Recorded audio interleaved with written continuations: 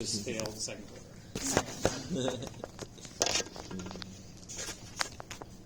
And I'm just going to ignore the grade 4. Michael 5. You like Cameron. All right, so this first chord here, what is this chord? It's a sixth. It's not a sixth. It's a B. What does the sixth tell us? It's First version. It's a first inversion triad. Triad, yeah. Okay, if there's just a sixth, there's only 3 notes in the chord, and it's in first inversion. So that means that the note we are currently looking at in the bass is what? Third. The third of the chord. So if this is the third of the chord, now I'm going to write it down here. You can always do like, and I'll do it in bass clef because it is in bass clef. It's a really nice bass clef. All right, so that note is the third of the chord. Okay, so what are the other 2 notes in the chord? G, which is a third below. And above is going to be the other one. It's going to be D, which is a third above. Okay, yeah, the other one. That's very specific. All right, so if I know that, that's the third of the chord, okay, so those are going to be the other notes that are in the chord. So the notes in the chord are going to be G, B, D. Now, you can use that to figure out what the Roman numeral is. So what's the root of that chord? The top. No? You read What the letter lesson. name is the root? B. False. I lied. I look at the B wrong is the bass sheet. note. G sharp. Your Okay, G sharp is the root, because when I write it down as a triad down there, that's the root. So what's the Roman numeral for G sharp in C sharp? I don't know. C, E. 5, right? It's the 5th. Yeah. Yeah. So this is a dominant chord. Okay, it's a 5 chord in first inversion. All right, what's the last chord? There's only 2. What's the second chord? Through first inversion. So no inversion. It's root position. That's Root position. Yeah. There's no numbers, so it's root position, and it's a That is, yeah. it's a triad. It's a triad. Just to be, It's a thorough. major. It's a root position triad. Yeah. Okay, built on what note? Tonic. C sharp, which is tonic. This is just a 1 chord. So this is an authentic cadence, but I already know it's going to be an imperfect authentic cadence. It cannot be perfect because one of the chords is inverted. Both chords have to be in root position in order for it to be perfect, and the first chord is not in root position. Therefore, it must be an IAC of some type. Okay, well, that's just the only type. It isn't perfect, so it's imperfect. Okay. All right, now, yesterday we talked about spacing. Okay, what does it mean if we use closed spacing? That means They're in one octave. I'm going to call the person who raised their hand. All of the voices are in one octave. All of the upper voices are contained within an octave. Now, did we talk about the opposite of closed spacing? I don't think we got there because the bell rang. spacing, yeah. It's open spacing. And open spacing is when they're more than an octave apart. In this case, it's actually very simple, unlike most things in music theory. So closed spacing, they're all within an octave. If it's more than an octave between the 3 upper voices, it's called open spacing. So we have a choice here of how to voice it. We can voice it in closed or open spacing. Okay, let's start by doing closed spacing. And then we'll do it again in a minute In in an octave. open spacing. So let's start with closed spacing. That means we want the upper voices to all be within an octave. That means my tenor needs to be fairly high. Otherwise, I'm not going to make it to where the alto and the soprano are going to wind up. So what are the notes that need to go in this chord? G, B, D are the 3 notes in the chord. I already have B. So the ones I need are G and D. All right, which one should we put in the tenor? Remember, if I want to write closed spacing, the tenor needs to be somewhat high, but not astronomically high. G. If I put a G in the tenor, that's going to put the tenor right here. That means that the alto and the soprano can't go past this line right here. That's as far up as they can go. probably another C. Okay? I'm just saying that's what it means. Shut up. Another B. And D then. Right? Sharp. I could do that. I mean, I could make this G work if that's where that You G need a is. G up. No. Okay. Put B Just sharp. trying to think of that. Um, If we're really trying to get it up there, well, we don't have to. let's go with this for right now. We make it work. Let's do it. If that's on G, okay, what other note do I need You need another. to fill the chord? A D. A D. Yeah. All right, where should the D go? Top Above. of it. Well, yeah, but in which voice? The alto or the soprano? That's. Ooh. If I put it in the soprano, Really high. if I put it in the soprano, I'm either going to have to put it here. Yeah. That will make it closed spacing. Or like I'm going to have to put it here, which will not make it closed spacing because it will be more than an octave away from the tenor. yeah. Do the soprano. So, Just Yeah, soprano would Or work. in, Because then the tenor has to be well, the- below. I would say put it in the first soprano. And the alto has so to you be- put Yeah. the ten- or just put the alto as B, below.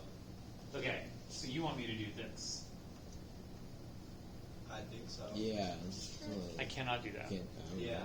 Okay, there's one very important reason why I cannot do that. The rule. It's too close. It's going to violate a rule. Yeah. I haven't done it yet, but I'm going to. cross voices. Nope. And it technically aren't crossed right now. Right now, this is the G below this. It's all fine. I mean, like they might. That's not going to be the problem. It won't resolve the time. Is that an issue? What won't? B to the C. Why not?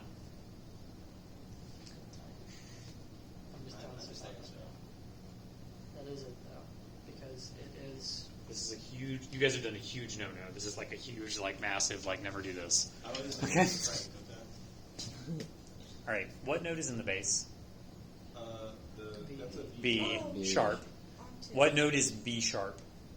It's the. What scale degree is it? Seventh. It's the leading tone. Oh. B sharp is the leading tone. What can I never do?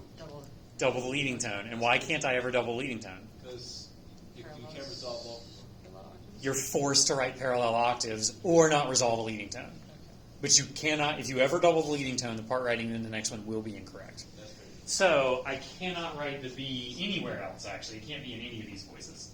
So if I want to leave that G for now, what's my only option? Put the D as an alto. D is in the alto.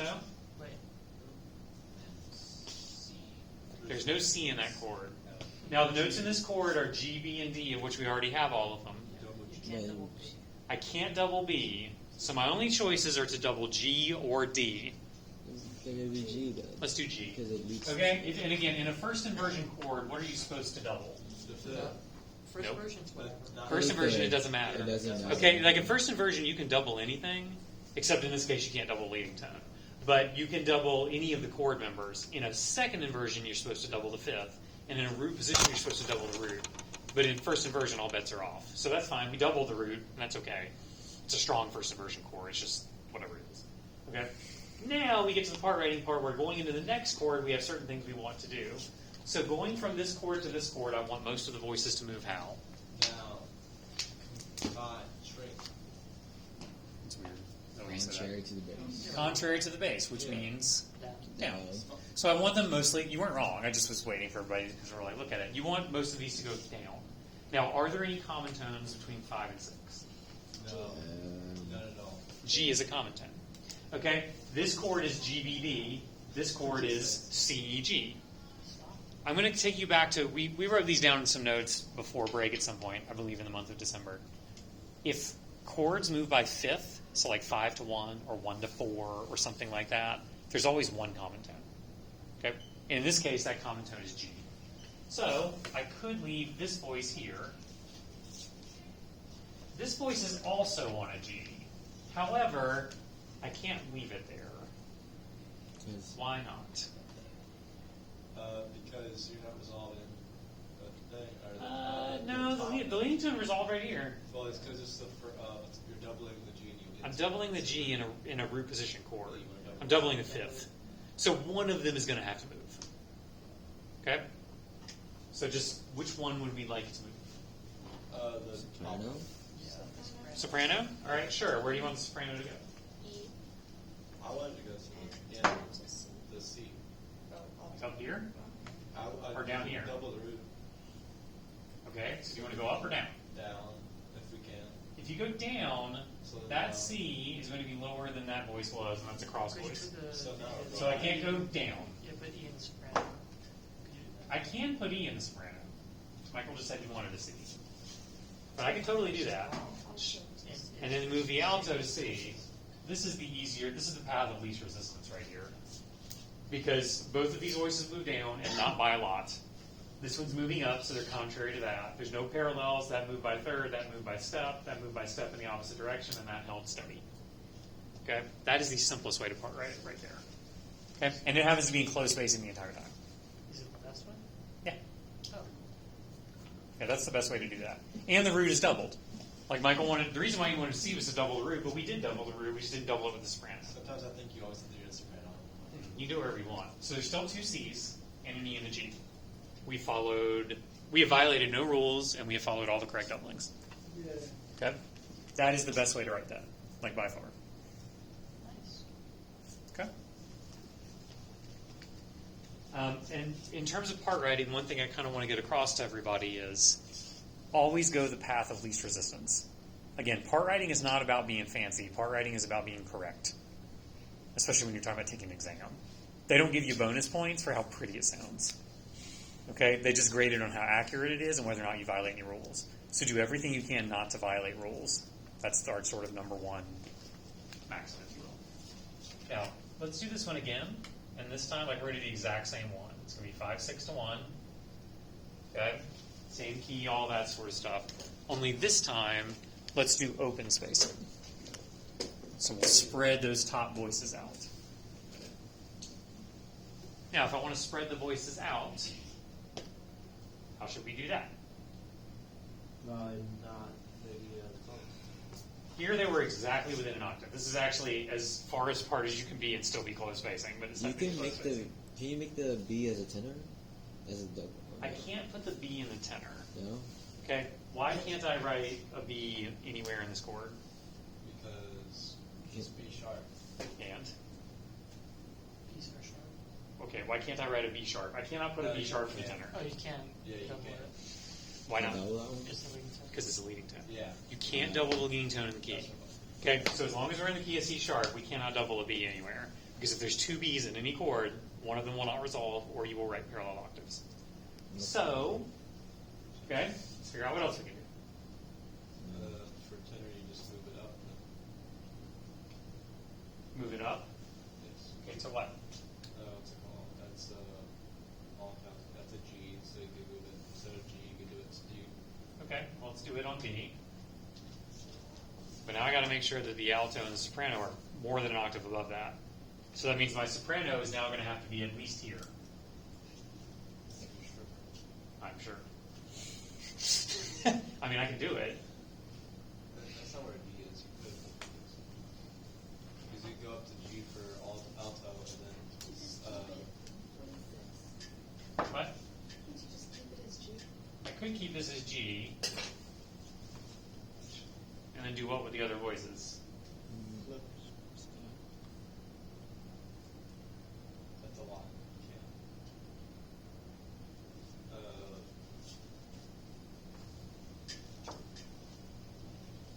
You What else am I going to do? I got a G and a B. I need a D somewhere, and I need...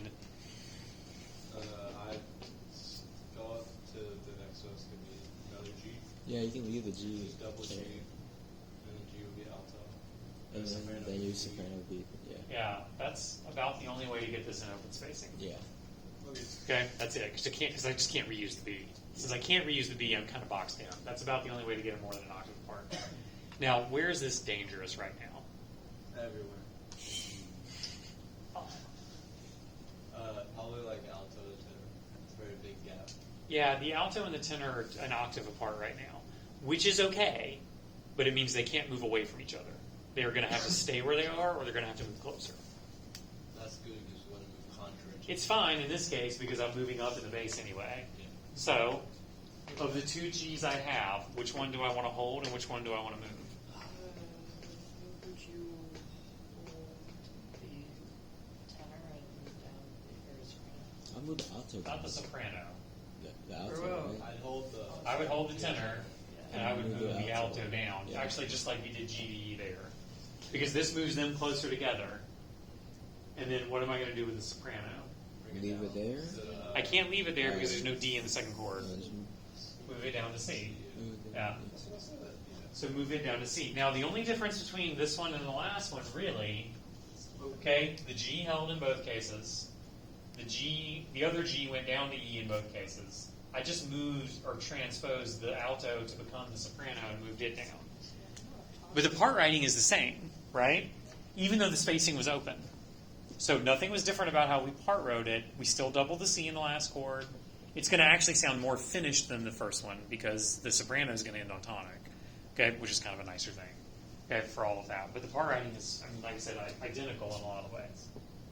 That's why we want to follow as many guidelines as we can, no matter how it's written, because they're going to lead, like I said, they just kind of always lead to good things.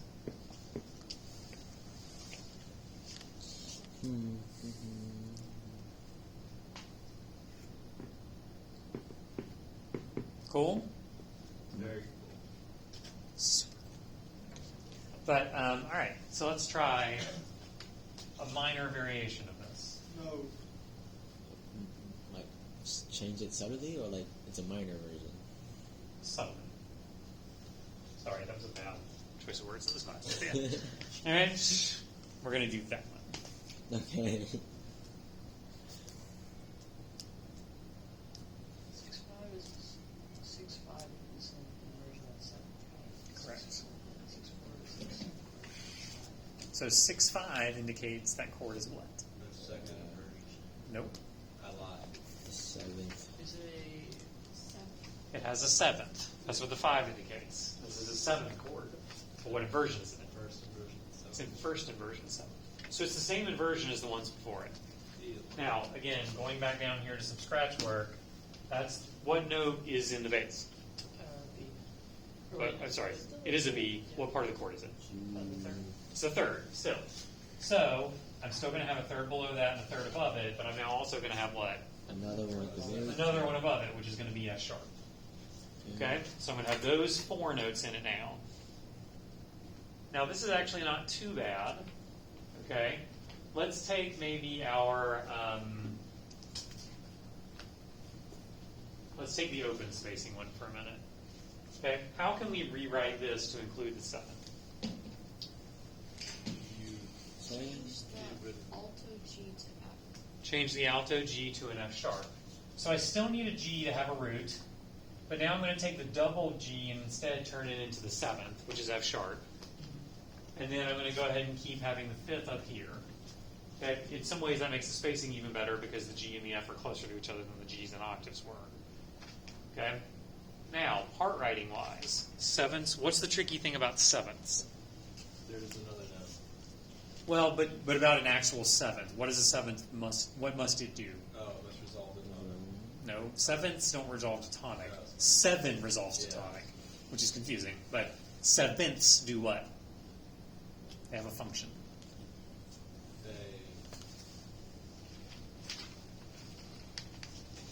We did write this down, right? Yeah, I feel like we either I missed a lot of notes or we did not go over 7s a whole lot note-wise. Maybe you were in here. I lost. There's a my rule about names. 7ths. It should be on the rules. Oh, well, if it's on the rules, It should be on the rules. Thou shalt Down a always. step. Yeah. 7ths have to resolve down by step. So the 7th is what? What letter? F sharp. F sharp, therefore, must resolve down to G sharp. Or down E sharp. E sharp. E sharp, yeah. So, this chord happens to contain E sharp, which is a good thing. And the way we part wrote it, we actually had that G going down to E. All we have to do now is make that go down to E. And we can do everything else exactly the same. Okay? Okay. Now, just to be clear, this is the leading tone. It goes up to tonic. This is a chordal 7th. It goes down by step. Okay? Anytime you have a 5 chord that has a 7th, you have 2 tendency tones. Okay? The 7 must go up, and the 7th must go down. Okay? Because that's not confusing. But okay, they've got to go that way, and then you can kind of part write the rest of it around there. Seventh, fifth. Okay? But we actually had already solved that problem by following the other guidelines. Or we'd already done what we needed to, so the part writing really wasn't that different.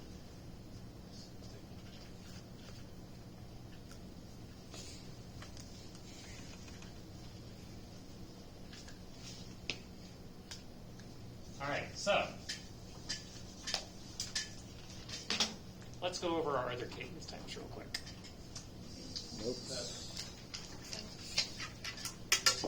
34.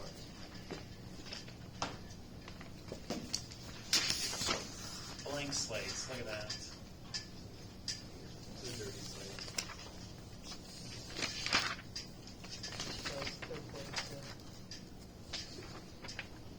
All right, so this goes under cadences.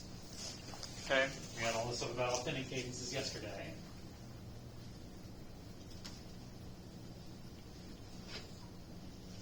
Today, we're going to start with what's called a half cadence.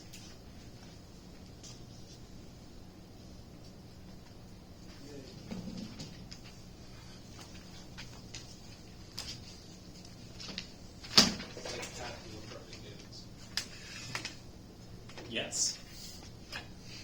Okay, so what do we think a half cadence does? That's half of the cadence. No. Half the criteria, yeah. Oh. Both chords in your position. And that is all. All right, so it's half This doesn't cadence resolve. ends on something Ends on something. other than tonic. That's stupid. So it doesn't resolve. Okay, so yeah, there's no resolution. Half cadences sound incomplete. Okay? Oh, yeah. Now, technically, any cadence that ends on something other than tonic, with one exception, is going to be a half cadence. But most often, what would you imagine? If you want a cadence that sounds unresolved, what would you end on? The 7. Sort of. What chord sounds the least resolved? 3. No, 3 just sounds ugly. 5, sorry. 5. Yeah. Because when you get to 5, you really want 5 to resolve. Okay? And when it doesn't, it leaves you feeling bare. So, it's most common to end on the dominant. Okay, that is the most common half cadence. Now you can end on like 7 if you want, although ending on 7 is gross because it's diminished. But it's most common to stop a half cadence on 5. Because again, that sounds the least resolved.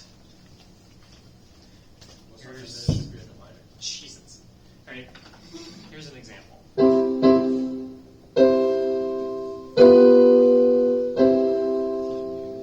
That's an authentic cadence. Okay? That sounds resolved. Or this one. Is that like a wedding song? It sounds finished. It's too nice. Now, if instead I play something like this,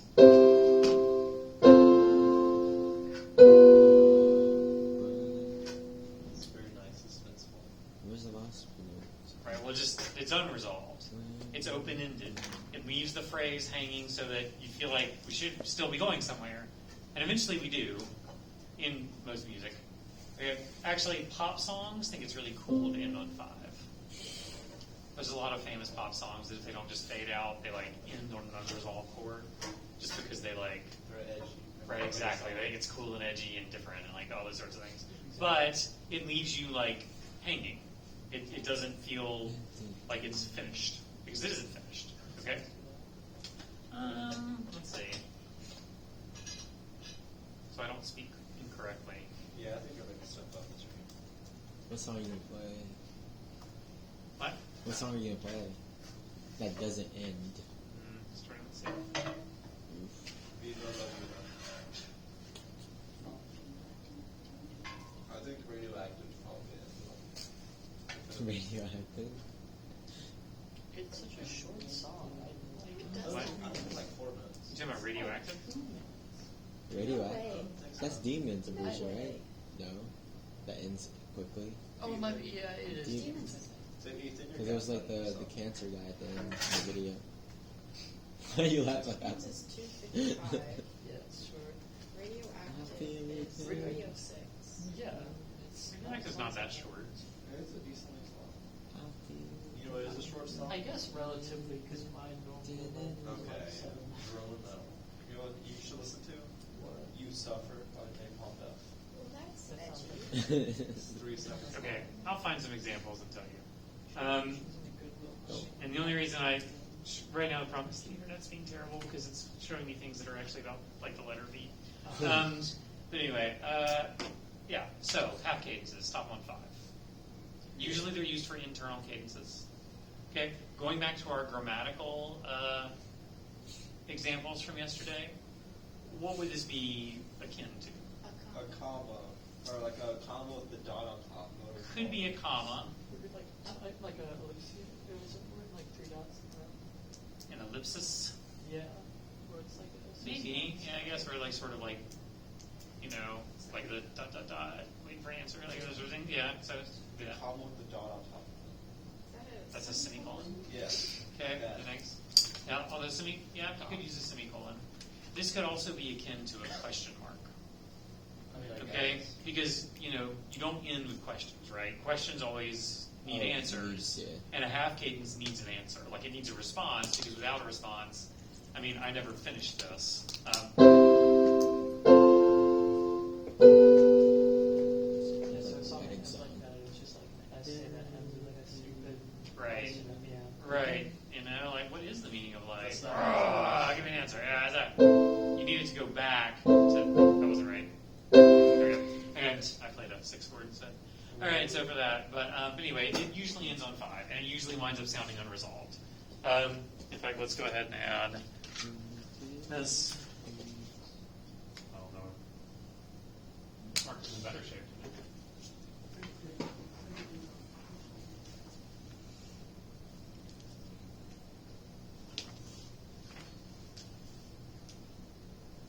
All right, by internal, what I mean is they're in the middle of the work. They're not at the end.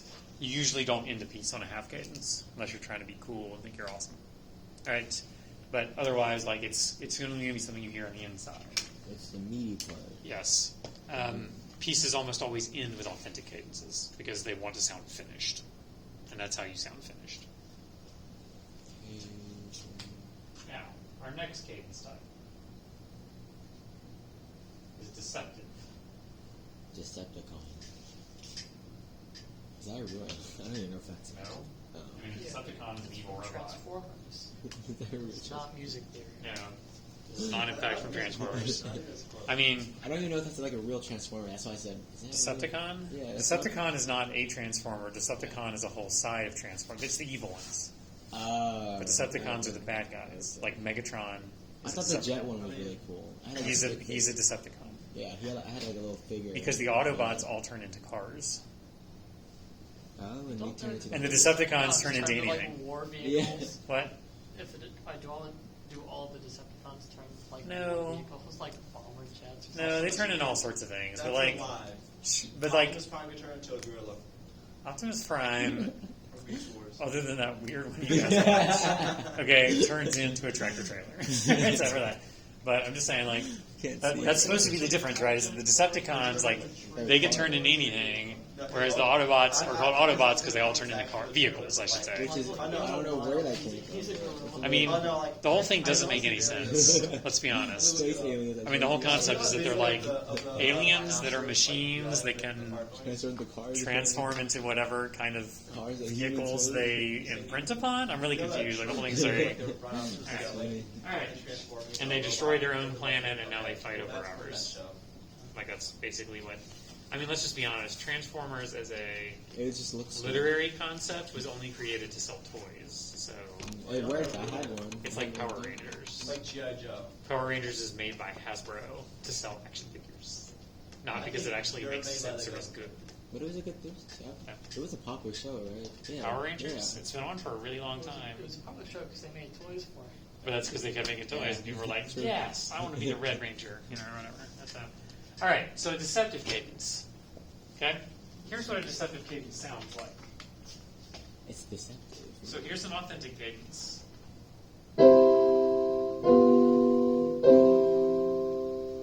Here's a deceptive cadence.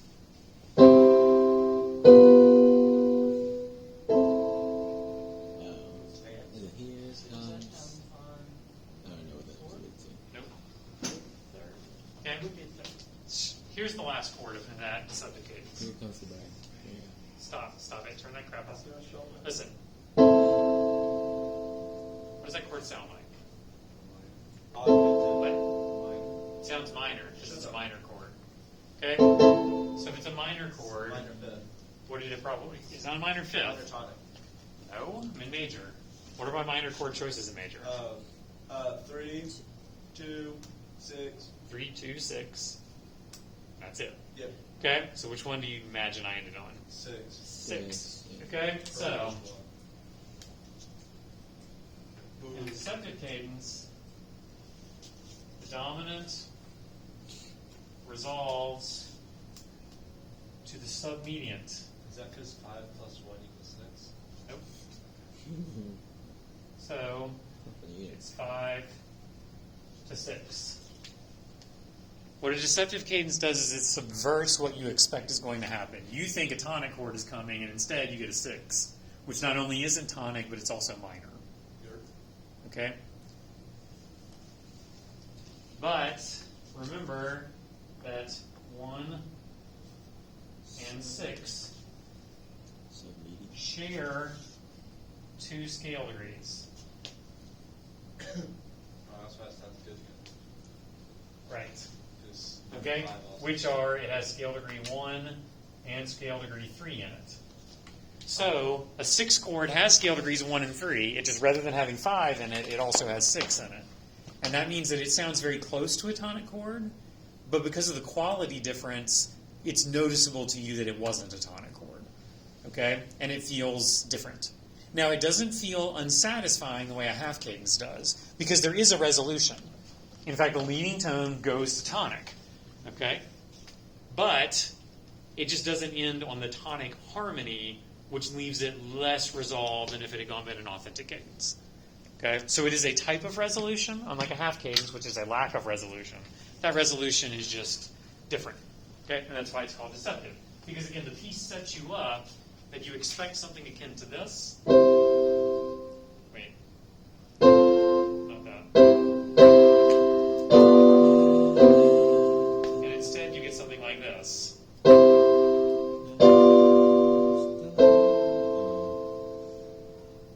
So it mostly resolves, but not quite entirely, and it gives you that minor flair. Yeah, it isn't. Okay? Which feels different. Most people tend to like deceptive cadences. They sound nice. And it's nice sometimes to have something that isn't tonic, because you're going to hear tonic resolve a lot. Okay? And so deceptive cadences tend to sound like half cadences are things that people either like, sometimes they're okay with them, and sometimes they really hate them because they don't like the fact that it didn't go where it was supposed to, or it never went anywhere. It just hung there on the dominant. Okay? It didn't resolve the way it was supposed to. We have one more type of cadence. Ah, So you usually go Okay? with the And this cadence. 4. Wait. into- Okay, Right. stop showing that stupid Beast Wars junk or whatever. Explain to him how it works. You were talking to this at the very beginning of the year. It works for Yeah, we yeah. watched Like like they were all obsessed with it drum. over the summer. Like They're they all came, like drumline camp. when they We came back from watched all drumline camp, they were all about Beast Wars. So, This All right. rating maximum. this is the weirdest one, and it's also the one that shows up the least often. So, But I'm supposed to teach you about it, so here it is. All right, so Here comes and that's what's called a plagal cadence. I the hate plagal. it. Okay, you don't even know what it is. Their name is stupid. Yeah.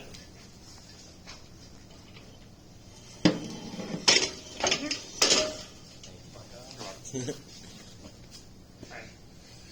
So a plagal cadence. Can I use that as a desk? Oh, Just use that as a desk, man. what? Use the stand as a desk. I'm recording. Use a binder. Oh, well, use another stand as the desk. Use a binder. They're all over the room. There's like 40 of them. Just saying, look, there's also. That's All right, true. so a plagal cadence. Now, plagal cadences, Is it a plagal bird? No. the subdominant. Okay. What's the subdominant? 6. That is incorrect. 4. 4. Okay, sub means under, and the dominant is 5, so it's under 5, which is 4. Okay, so the subdominant Wait. resolves directly to tonic. That's gross. So this cadence is 4 going directly to 1. That's disgusting. It isn't. It is. It's actually quite pleasant. However, it's also quite dull. Okay? And here's what I mean by that. We always come back to authentic because authentic is sort of the like benchmark. If an authentic cadence sounds like this, a plagal cadence sounds like this.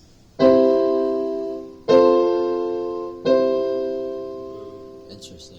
There's no leading tone. It's fine. But yeah, there was never a leading tone. There was never any tension created. It's just in a substance. Yeah, it's just like I said, it's just dull. It's just not. It's like church music. Well, Now, the reason this cadence exists is this exists from church music. And that cadence, where it gets the name plagal was a type of motion in the early church that they used when they wrote music. And this cadence actually still appears in modern day hymnals at the end of a lot of hymns. And it's often referred to as the Amen cadence. Because it's the thing at the end where the congregation sings,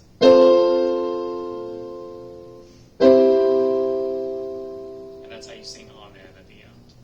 The reason why it doesn't sound interesting is because the note that is, both chords contain tonic. 4 has tonic in it. The 3 scale degrees in tonic, or in 4, I'm sorry, are 4, 6, and 1.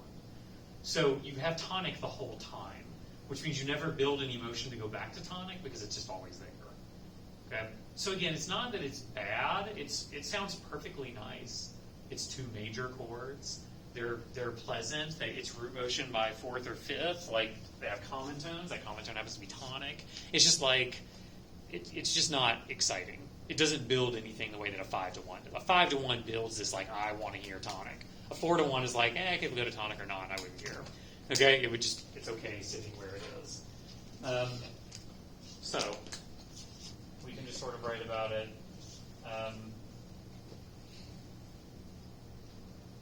Lacks tension. Okay? That's really what it doesn't have. Now, you are not going to run into plagal cadences hardly ever. They're very rare, actually, outside of certain contexts. People just don't write them. So you're not going to run, like in part writing, you're not going to have to part write a plagal cadence. Like, you're just not going to have to do that. Okay? It's just not that is a holdover from an older time that shows up in particular things. We only cover it because it does exist. Okay?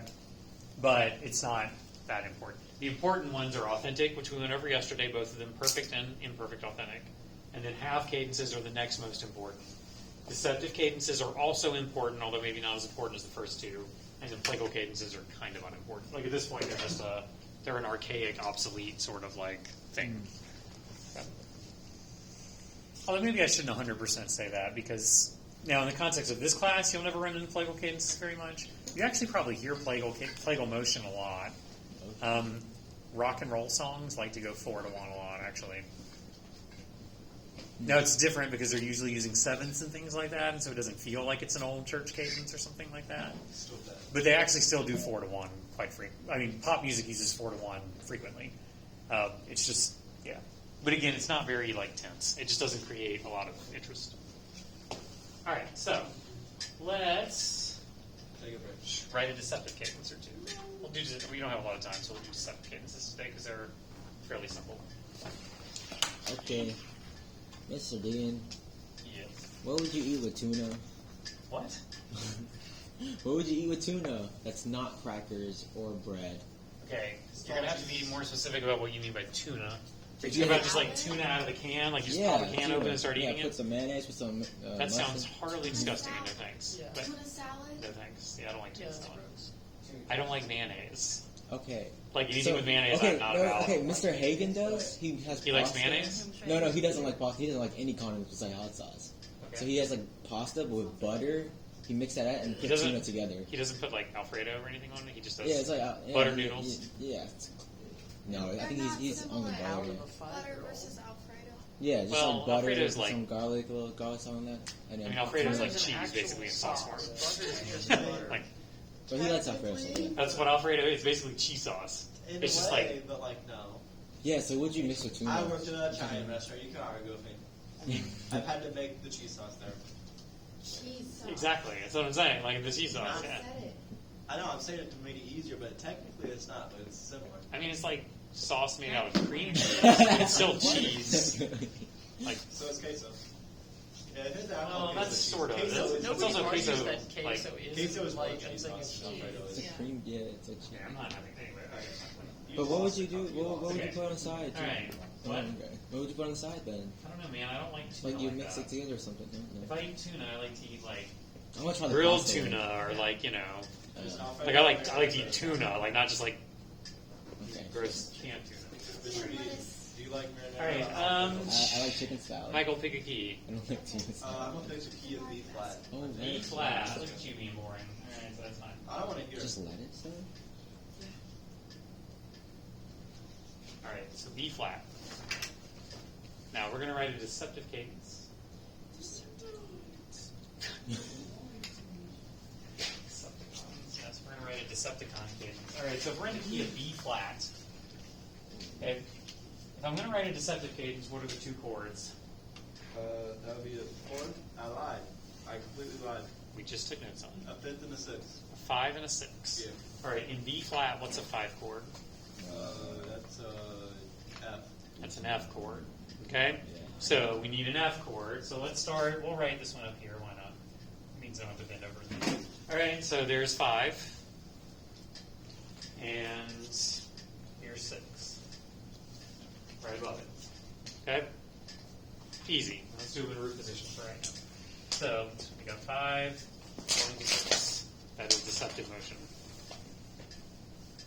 All right, Ethan, I'm going to have you voice the entire 5 chord. Start with the tenor and go up. Okay. So tenor and go up.